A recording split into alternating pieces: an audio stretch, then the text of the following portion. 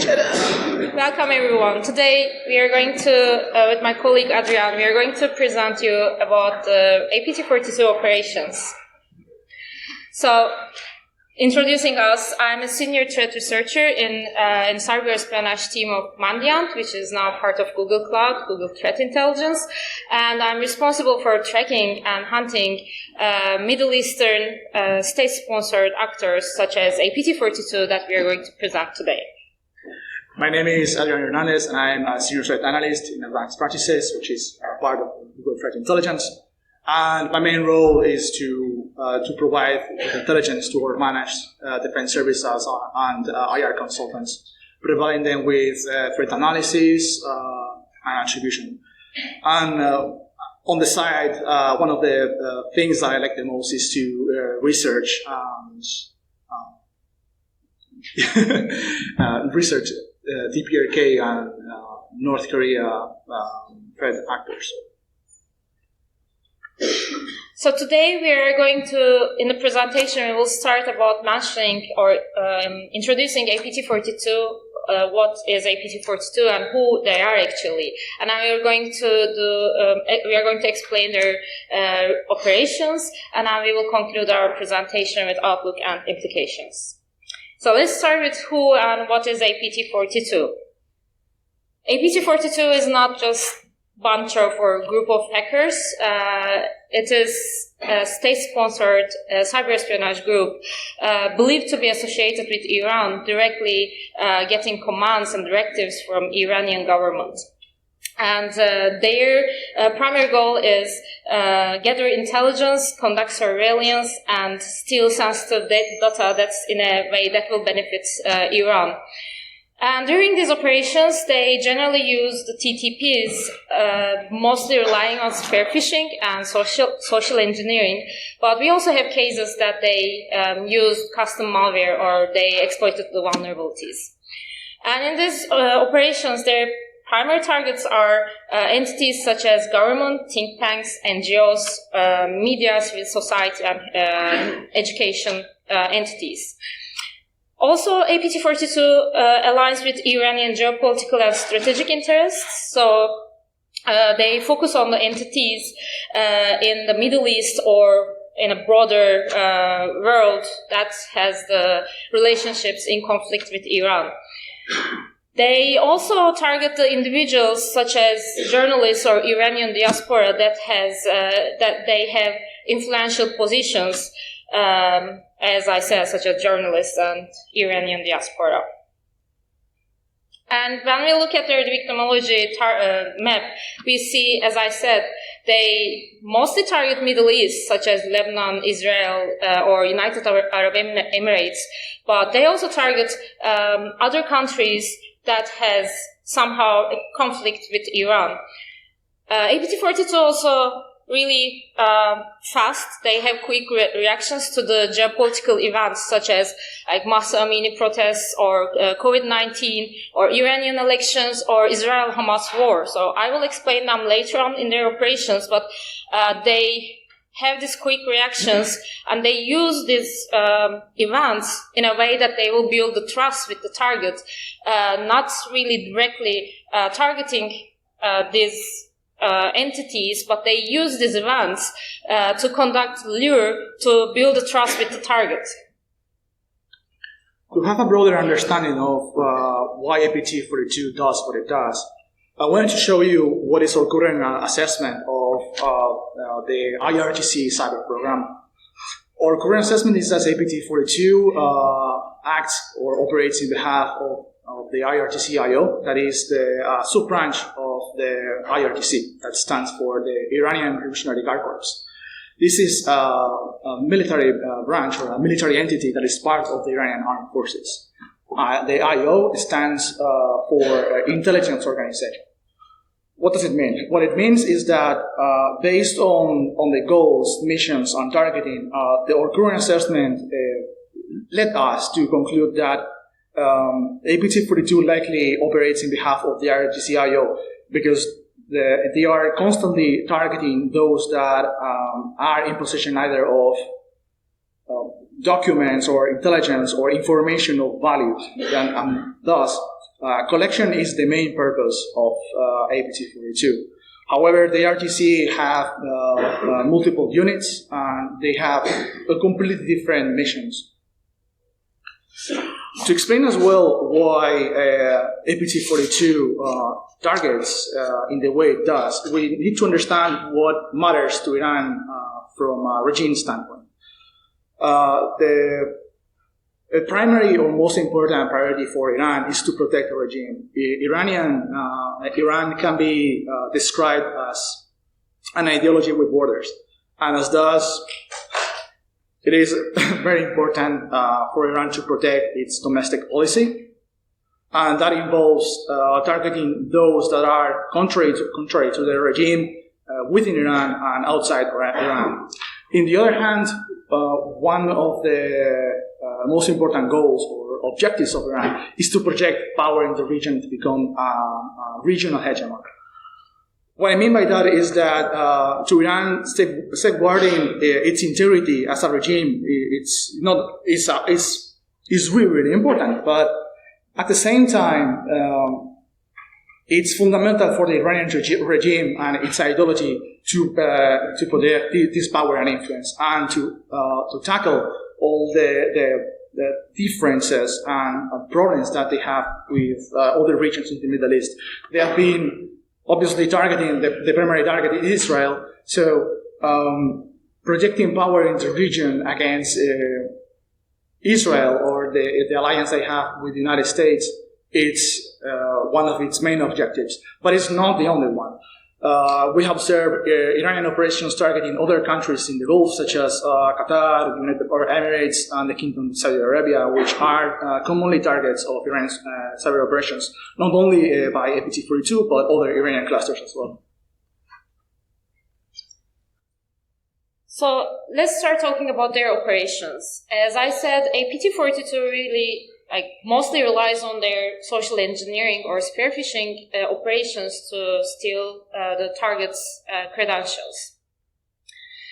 So active from 2019 until today, we identified at least 3 clusters of infrastructure used by APT42, and in these operations they were targeting mostly individuals perceived as a threat to the Iranian regime. They were not. We also have cases that they are targeting the entities, but mostly in these operations with credential harvesting, they were targeting the individuals, both their organizational emails and also personal emails. And these targets consists of researchers, journalists, NGO leaders, and human rights activists.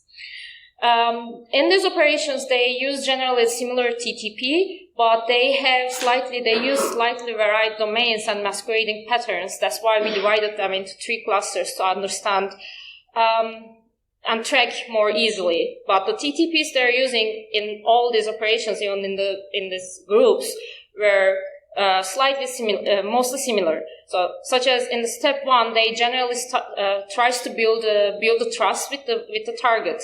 So they choose the target. As I said in previous, they like to use these geopolitical events, or they also use lures that is interesting to the selected target, and then they try to communicate. They try to build trust by communicating with sending legit documents, lures that will be interesting to the target. And in the step 2, when they build the trust, they move on. They send a link to the target that is in either of these 3 clusters, a fake domain that's masquerading as either of these 3 clusters, and that will be redirected or hosting a fake Google, Yahoo, or Microsoft login page to harvest the target's credentials. So I will mention about these 3 clusters, 3 groups, and in the first group, APT42 is using domains masquerading as news outlets or NGOs. And you'll see here on the table that they're using known news outlets, not only from Middle East, but also from US and UK. And they either use different TLD of the legit domain, or they use the typo-squatted domain. Like in the first one, you will see that there exists extra L in the, sorry for my pronunciation, but I think it's Asli. So they use an extra L to deceive the target. And here you'll see on this tweet from Jerusalem Post, warning people about a spear phishing sent on behalf of her, saying that the APT42 is targeting people by using jpost.press, where the legit domain for Jerusalem Post is jpost.com. So I mentioned about APT42, they generally don't go and send a spear phishing email, but they try to build trust with the target before they do all these operations. So I will mention this. We will see more detailed information in the group B, where they use different domains than the news outlets. So in February 2024, we identified a domain, interview.site, redirecting to Dropbox, and in this Dropbox folder, there was a lure file named questionnaire PDF, and this questionnaire PDF was shared by Jamile Nedai, sorry again for my pronunciation, possibly referring an Iranian filmmaker and women's rights activist. And now when we go for this file, questionnaire PDF, we understand that the PDF title is Women's Struggles and Protests, and the content of this file is related with women's rights. And it's created by, looking at the metadata of the document, it is created by David Webb, possibly referring to a Fox News contributor. So you see here that this document doesn't have any malicious stuff, so it's a completely clean document. And you will see here how APT42 likes to use or prefers to use legit personas, their names to make this operation or activity legitimate, and also all this activity was about women's rights. So with the content or with the persona, the legit persona that they're using is all related with women's rights. So what we expect here, we expect APT42 targeting here a women's rights activist, actually. And later on, when we see, this is their step 2, we see the same domain sending or redirecting to admin stable right top. And this domain was hosting, serving a page, a fake Google login page. It's redacted here, you cannot see, but there, in the Gmail, it was actually the hard-coded name of the women's rights activist. So we were seeing what we were expecting from this operation. And we see more other domains that is doing the same or performing the same activity. In 2023, March, I think, and then March 2024, again, similar or same activity, again with the hard-coded values of the targets, fake Google login pages, and one was targeting a freelance journalist, the other one was targeting a news editor working in a Persian language news television channel. Another activity, again similar, that will show how APT42 actually using these geopolitical events. So in March 2024, we identified a domain reconsider.site, again redirecting to Dropbox and hosting a file named The Secrets of Gaza Tunnels, both in Hebrew and also in English. So what we expect here, basically this thing is possibly related to Israel, trying to leverage the Israel-Hamas war, and possibly targeting not only Hebrew-speaking or not Israel or Hebrew-speaking targets, but also targeting non-Hebrew-speaking targets by using the name of the document both in Hebrew and in English. And this is interesting. This is really interesting than the other example, because here we see the same domain, reconsider.site, in step 2,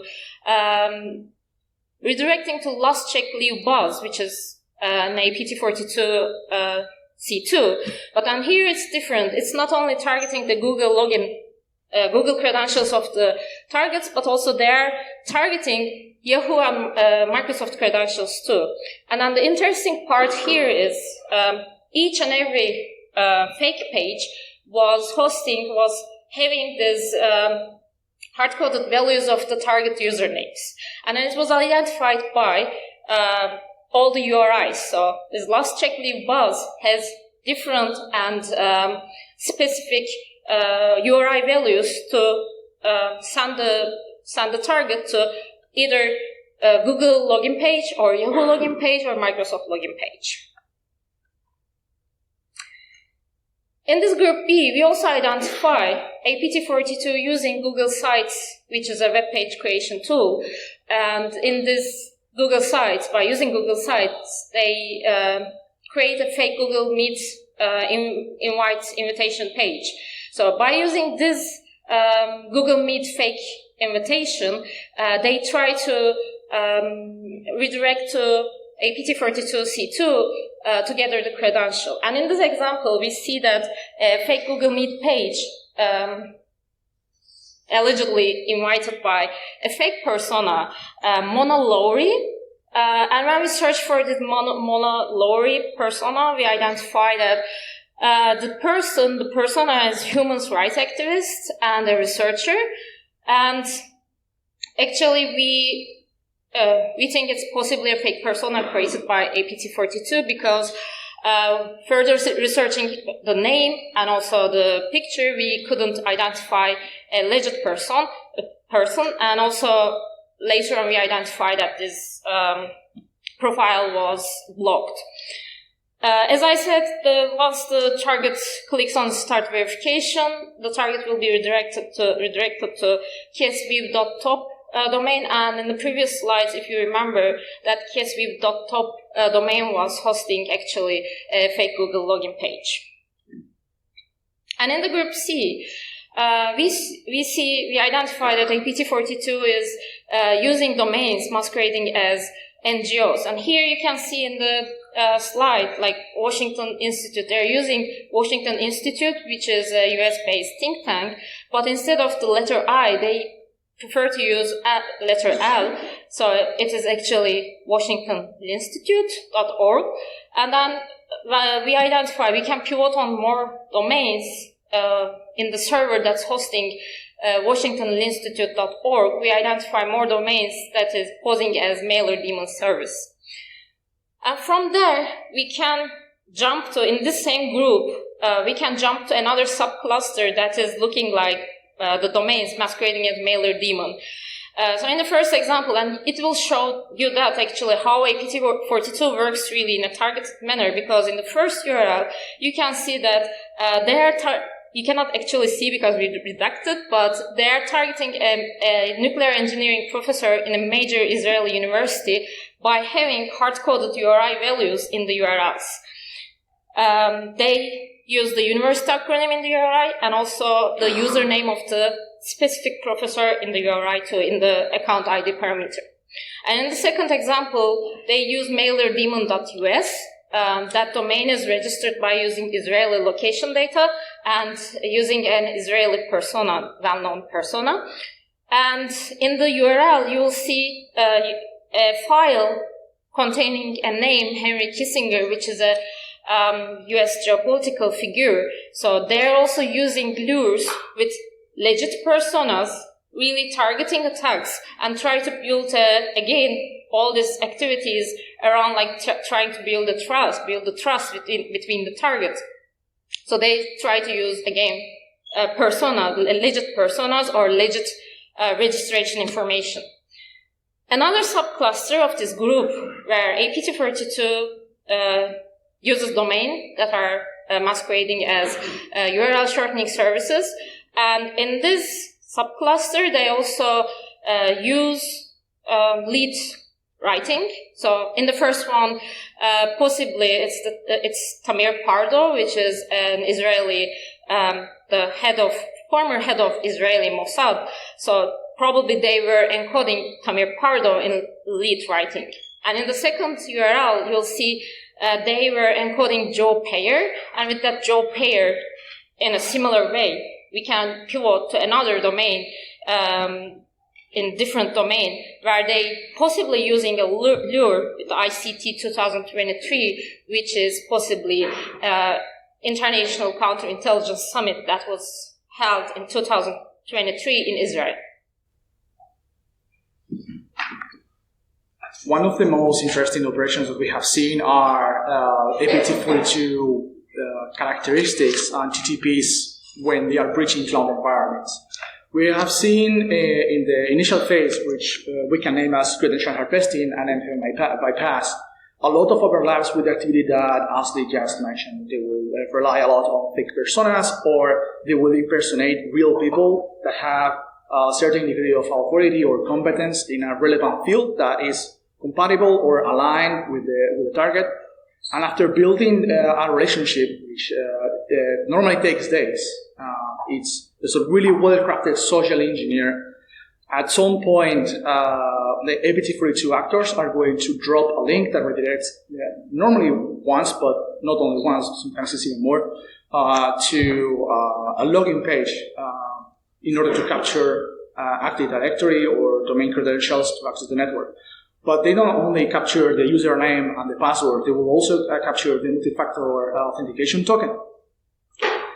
And then once they have these credentials, the infiltration and data collection stage is quite fast. The attackers jump into the network using connecting to the main gateway, or they will connect relying on remote desktop. And after launching what I would call a stealth reconnaissance phase, they will gather and look for the information that they are looking for, and they will exfiltrate it as soon as they can.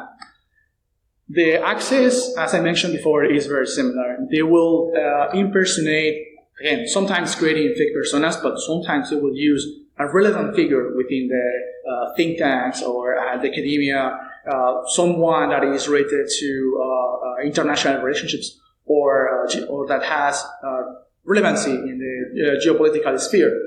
And they will establish a relationship. One of the most interesting things I would say is that we have seen APT42 targeting first the personal email address of the target, and then shifting that conversation and relationship to the corporate or enterprise email. Continue with the conversation. This social engineering stage is normally very well crafted, and they will not share malicious links or files or anything of that sort. They are going to build this relationship made of exchanging information that is related normally to conferences, talks, topics that are either related to the very specific target and its interest, or to the organization. And in terms of files, we have observed APT42 at least in 2 cases, dropping links to attacker control SharePoints containing files that are related to, again, these topics, but these files tend to be completely benign. These are made by the threat actor just to build this relationship and to gain credibility. Just to know, these files are legit. We are just blocking or not showing the file names because they are related to the victim. In terms of TTPs for this access, we have observed repeatedly typo swatting. They will replace characters, they will hide, they will really mimic how the original site works. In some cases, they might change the top level domain or TLD. After dropping the malicious link that will redirect this victim towards a login panel that could be either social media with a single sign-on, as I see in the picture, or to all 365 logins, or even to multi-factor authentication sites, the attacker is going to gain control of these credentials. In this picture, you can see that we were able to find a fake LinkedIn panel in order to log in, and it's asking you for your corporate credentials. But we decided to block the image and the name of the individual here because this was the target. What this is telling us is that the threat actors are targeting a relatively small number of individuals in a single organization. And based on our current understanding or observations, we determined that this targeting is normally made based on the perceived ease of access to the documents that might be relevant. The next stage is the hit and run. Once the threat actor is able to collect the multi-factor authentication token and the AD credentials, APT42 connects to the network and it starts the recon phase. On a note, we have not observed APT42 using malware at all. It has been mostly using benign commands or commands that blend within the environment. They might use PowerShell modules or PowerShell commands, CMD commands for recon data, such as who am I, nature, hostname. They are not revealing anything, and they are really hard to detect in terms of from a defender's standpoint. In at least one occasion, we observed them using an open source tool from GitHub called Power Hunchers, but it doesn't contain any malicious component. It's just a PowerShell script to enumerate shares. In terms of infrastructure, we have observed a divergence in TTPs. We have observed in at least one occasion APT42 using or relying on commercial VPN nodes in order to access this network and execute the whole operation. While in the other, we have been observing APT42 using residential proxies or temporary infrastructure that is only up when they are logging into this network, and that is immediately down after the operation has concluded. The last stage is the collection and data exfiltration, and from my standpoint is one of the most interesting, and you will now understand why. We have observed APT42 browsing files that are of perceived interest from an Iranian standpoint. But the most interesting part is that while we were analyzing the cloud logs or the Windows registry, we were able to see what was the threat actor typing. And what the threat actor was typing is usually 1, 2, or 3 names. The threat actors they knew what they were looking for. They were not spamming around, they were not browsing a lot of files on the network looking for information that could be relevant or not. They were just targeting or introducing specific names that likely is indicating that the threat actors knew that the victim, or even this targeted individual, had access to these files. In terms of the topics that are related to the files that they are browsing or looking for, we have observed repeatedly the use of keywords that are related to the Middle East. We have observed them browsing files not only in Windows shares, we have observed them browsing connector shared drives in the cloud with topics related to Iraq, to Syria, of course the war in Ukraine, as well as documents that are related to foreign policy or related to international disputes that relate to Iran in a certain way. The last stage for them, once they have scanned and grabbed these documents, what we have observed is that APT42 has been just grabbing them through RDP back to the network, or they have collected further files that identify the victim. They zip them with password protection, and they might exfiltrate it again back to their command and control infrastructure or to public cloud services such as OneDrive. So in this part, I'm going to mention that, as I said, APT42 mostly relies on their spear phishing or social engineering activities or operations. And they generally, as Adrian said in the previous operation, they don't use any custom malware, but mostly tools that is difficult to identify. But we also track, we also have the cases where they use custom malware, and I'm going to mention about, in a short way, about their malware-based operations. So recently, we've seen, these are the recent ones. The first two are the recent ones, actually. We've seen nice curl and tamecat vectors that are used by custom vectors that are used by APT42 that are downloaded together by a decoy document, probably or possibly letting APT42 operators to have initial access with the target. So I think in March. In January 2024, we identified an LNK file that is downloading both nice curl dropper vector and together with a Lure document named interviewee feedback form. And in the interviewee feedback form, there was mentioned an interviewee name as Daniel Server. Sorry for that. I need to check the notes. I'm always forgetting. A foreign policy researcher, actually, in Middle Eastern Institute. I will also mention here another custom dropper, .NET dropper, that's used by Bella Chow, by APT42. It's not the recent sample. It was used. This campaign was active in between 2022, end of 2022 and 2023, actually. As I said, it's not a recent one, but it will show you, I will explain in the later slides, it shows actually how APT42 operates in a highly targeted manner.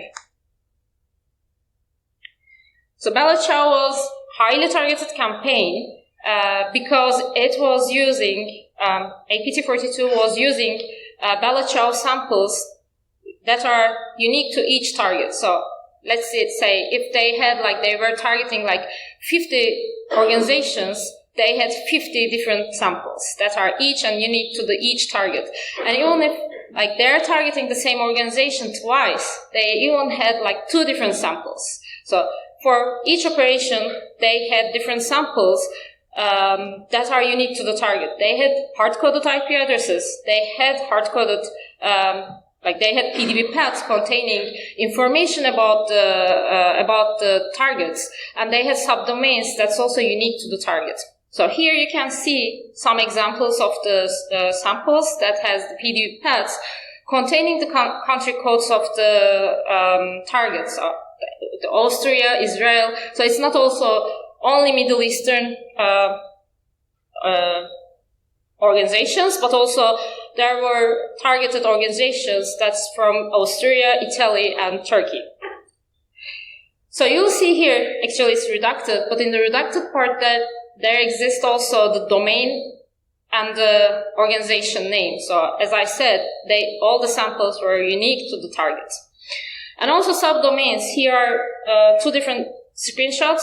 Actually, they're both using the same CNC. They are from they're actually 2 different samples, but they use the same CNC, but they differ in the part of the subdomain where one is using the Austria, possibly a target that is located in Austria, and the second one is COIL, which is a TLD for code.il, and Israeli, possibly targeting an Israeli organization. So Bella Chow I will just briefly explain how it is, or its attack life cycle. So Bella Chow, we identified 2 different variants, basically. But in both variants, Bella Chow samples were first starting with sending a DNS request to a DNS server that's controlled by APT42 operators. And they were resolving a subdomain, which I explained in a previous slide, that is unique to the target.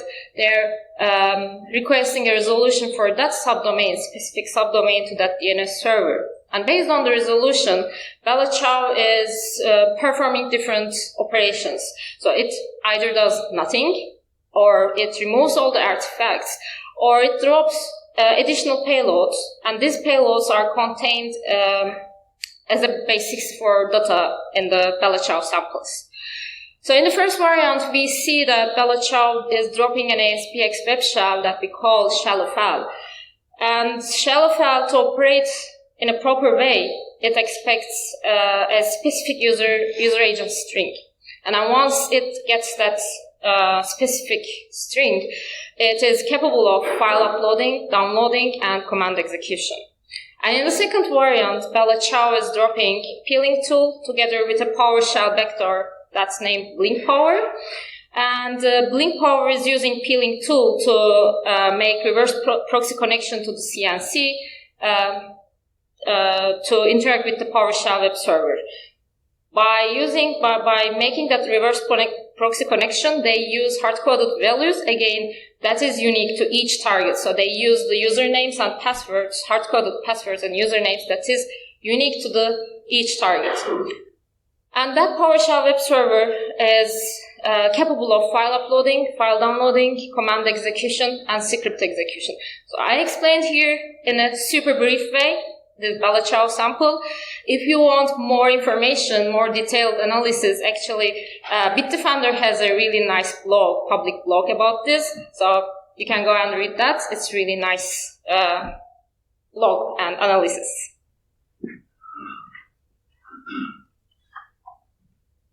We have not observed destructive attacks conducted by APT42, but we have observed a shift in Iranian cyber operations after the October 7th attack of Hamas to Israel. Our current understanding of APT42 likely suggests that APT42 is going to continue to support current collection efforts. It might change depending on some geopolitical events, but based on our current observations, most likely any geopolitical events or internal affairs that can be of relevance, especially those in the Middle East, tend to be used by APT42 as lures or as topics of conversations to target, again, either this Iran diaspora or think tanks or any organization that is deemed to be a target by the Iranian regime. And one of our observations is that the threat actor continues to evolve.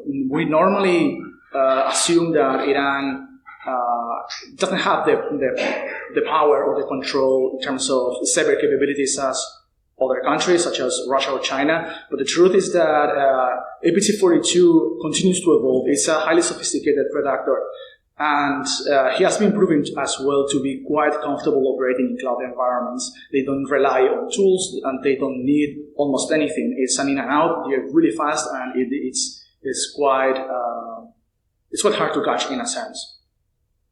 But talking about blogs, we also have one, and it's pretty cool. We wrote it a couple of weeks ago, and it has more comprehensive information on AP2 operations. Thank you.